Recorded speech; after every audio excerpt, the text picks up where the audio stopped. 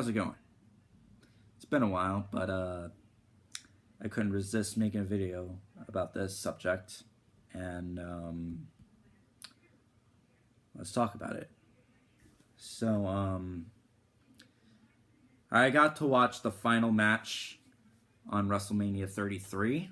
It was The Undertaker versus Roman Reigns. Deep down, I wanted The Undertaker to win, but I had a feeling that Roman Reigns was going to win. And it happened. Roman Reigns defeated The Undertaker in WrestleMania 33. And as I deeply thought about it, it's like, if Roman Reigns wins, this is it. This is the end of The Undertaker. And it happened. This Undertaker has retired. I'm going to give my thoughts about it and give my flashbacks on when I started watching wrestling and my thanks to The Undertaker for the memories. So, let's start. My thoughts on the match. Epic match. Very epic match. I would say it's a lot more better than the Brock Lesnar versus Undertaker match in WrestleMania 30, which was a huge disappointment, like, to the core. Like, absolute to the core disappointment.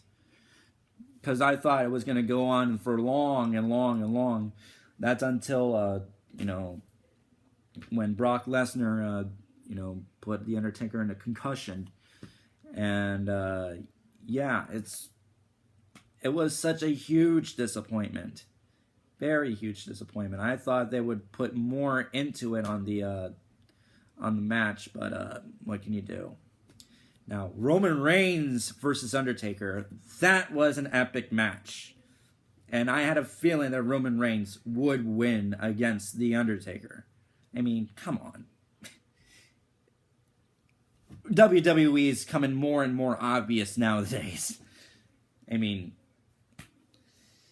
I even thought that, Seth Rollins, who had the Money in the Bank on a certain WrestleMania, which is 31, I believe, would come all the way towards the ring to cash in Money in the Bank and win the title again it was Brock Lesnar versus Roman Reigns. And I had a feeling it was going to happen. And guess what? It happened.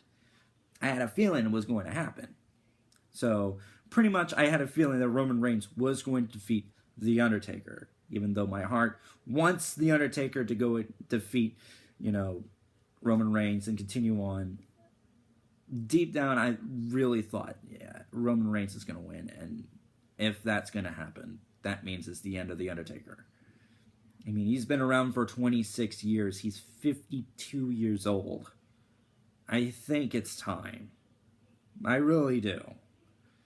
I mean, it's one of the saddest things in WWE history. It really, really is. Because let me talk about the flashbacks when it comes to me in wrestling. When I first watched wrestling, I was about 4 or 5 years old. I believe the Attitude Era was starting to begin at the time, and The Undertaker, one of the first matches that I saw on Raw, it was around about 4 or 5 years of age when I was around there, was The Undertaker, and he was one of the scariest people you've ever seen, and of course his good companion, the late great Paul Bearer, made it even more scarier. Of course, it's like he's the dead man. He's the guy you do not want to mess with, the guy who will haunt you in your sleep, and that's pretty much what I thought of The Undertaker. But he looked cool, and pretty much I cheered him on throughout my entire lifespan, or actually 21 years of my lifespan, at least. And pretty much I saw him go through the dead man to the American Badass to the dead man again to the Prince of Darkness, and it's been fun. It's been a fun 20 some odd years watching him, being the Undertaker. And it's even more fun when I saw, the story of Undertaker's long lost brother Kane when it all began. When Kane began, it's like, oh, this one's a really good story. And yeah, I have a feeling that next year Undertaker should be inducted to the Hall of Fame. And of course, who to induct him? Obvious, Glenn Jacobs, aka Kane. I mean, without Glenn Jacob, without the Undertaker, there wouldn't be a Kane. There wouldn't be Glenn Jacobs. Glenn Jacobs wouldn't exist. Period. And it's all thanks to the Undertaker, well, Vince McMahon, but mostly the Undertaker. And all I can say is, Undertaker, you have been an amazing wrestler in the past 26 years of your career, and you will be deeply missed in the WWE universe. Thank you, Taker.